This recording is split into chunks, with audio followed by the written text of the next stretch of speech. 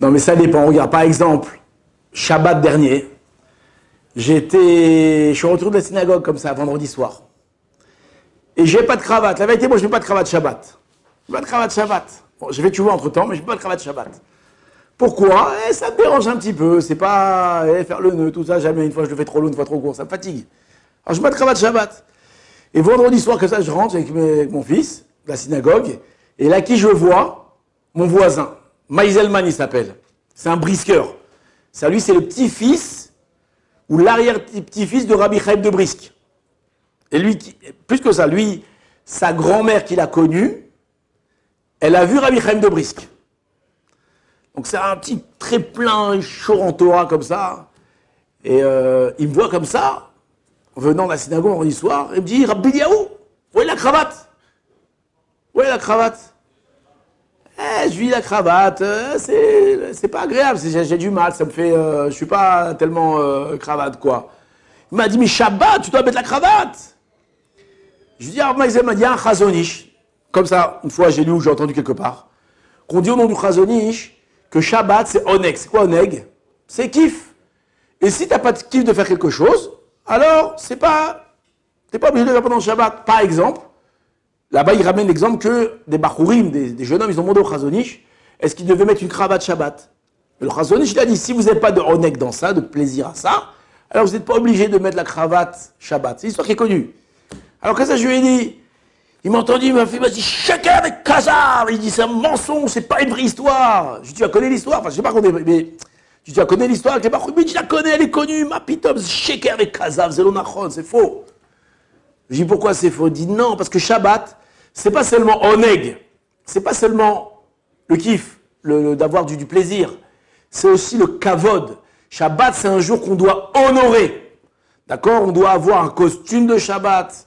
On doit avoir des chaussures de Shabbat, on doit avoir une tenue de Shabbat, d'accord? On doit préparer la maison pour Shabbat. Shabbat, c'est pas simplement, on doit kiffer, d'accord? On doit aussi l'honorer, d'accord? Quand tu vas dans un mariage, comment tu t'habilles?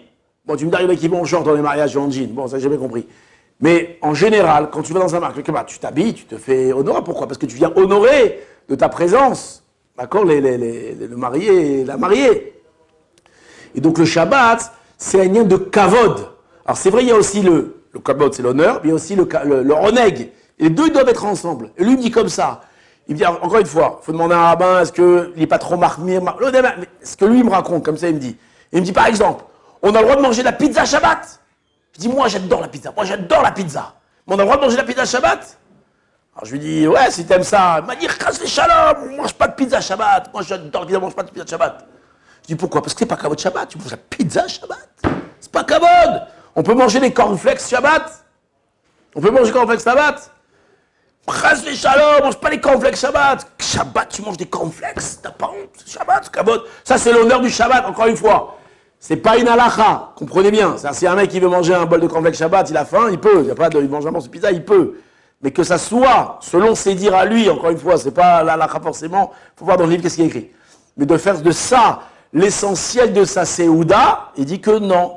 Encore une fois, il m'a dit, on ne parle pas de quelqu'un qui n'a pas à manger, on ne parle pas de quelqu'un qui n'a pas les moyens. Normal, quelqu'un normal, une dame normale. Non, on doit faire quelque chose d'honorable Shabbat.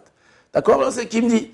Il dit, quand je te vois maintenant, qu'est-ce que je vois ici? Je vois pas Shabbat. Je vois que tu es habillé en chol. Je vois pas que ton costume il est spécialement Shabbat. Je vois pas tes chaussures. Alors j'avais les chaussures, bon, c'est Stan Smith, elles valent 100 € quand même, hein, tu vois. Mais bon, pour lui, c'était pas des. Lui, c'était des baskets.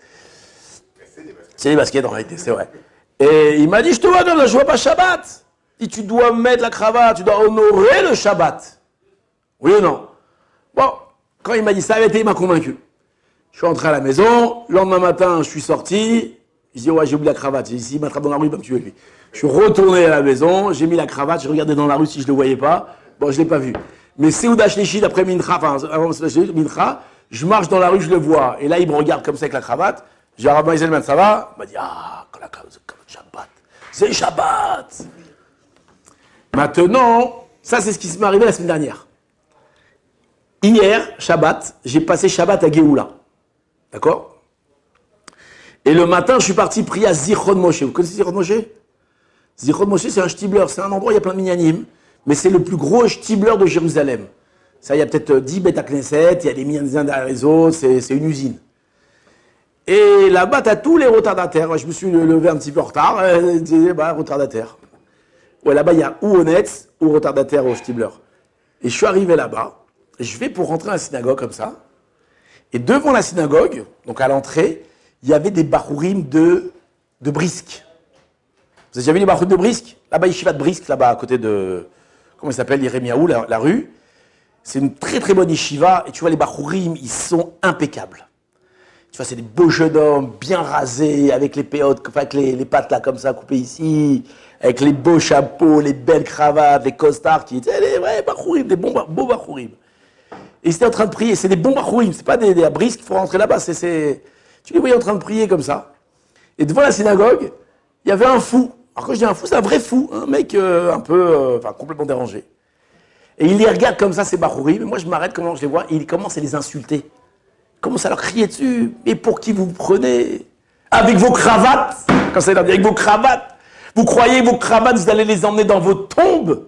Vous croyez que vous allez être enterré avec votre cravate? Non, on n'amène ni cravate ni chapeau dans la tombe. Pour qui vous prenez? Comme ça, il n'a pas arrêté. Je me suis arrêté peut-être 30 secondes, une minute. Et le mec, vas-y, cravate, les cravates. Il en avait contre les cravates. Et il les insultait, vous n'allez pas emmener vos cravates dans vos tombes. Maintenant, les bonhommes, ça se trouve qu'ils ne parlaient même pas hébreu, les bonhommes, ils ne comprenaient pas ce qu'il dit. Quand ils étaient en train de prier, ils ne faisaient même pas attention à lui. Et moi, je suis rentré comme ça, dans la synagogue, et je me suis arrêté, j'ai réfléchi. Ça m'arrive de réfléchir. Et je me suis dit, non, il n'a pas raison, le bonhomme. Il n'a pas raison. Est-ce qu'on emmène sa cravate dans la tombe? On emmène sa cravate dans la tombe? Non. Alors, moi je me suis dit, si tu mets une cravate pour t'enorgueillir et pour dire aux gens, regardez comment moi je suis beau, regardez comment je suis classe, je suis plus classe que vous, je suis plus important que vous parce que moi j'ai une belle cravate, je suis bien meilleur costume que vous. Alors Mehmet, cette cravate-là, tu ne l'emmèneras pas dans la tombe. Mais si tu mets une cravate pour honorer le Shabbat, pour dire que ce jour-là, c'est un jour saint, c'est un jour que je veux honorer, et pour ton honneur, Hachem, je m'achète un beau costume, je m'achète un beau chapeau, et je m'achète une belle cravate en ton honneur, alors oui, cette cravate-là, c'est sûr et certain, tu l'emmèneras, peut-être pas dans la tombe, parce qu'on se fait enterrer sans rien dans la tombe, mais c'est sûr et certain que cette cravate-là, tu l'emmèneras au Lamaba, après 120 ans, le bonhomme, il va voir toutes les cravates qu'il a eues durant toute sa vie, tous les beaux chapeaux. Pourquoi? En l'honneur du Shabbat. Donc il y a une manière d'honorer le Shabbat. Si on fait ça avec une bonne kavana, non, la kavana ne s'arrête pas seulement à la cravate, elle s'arrête à tout ce que tu vas faire Shabbat. Si tu fais des bons plats, le Shabbat, dans l'honneur du Shabbat, si tu invites des gens qui n'ont pas où aller, en l'honneur du Shabbat, etc., alors cette dimension, ta Seouda, elle prend une autre dimension. Là, vraiment, tu viens honorer le Shabbat. Bezrat Hashem, Shabbat Shalom.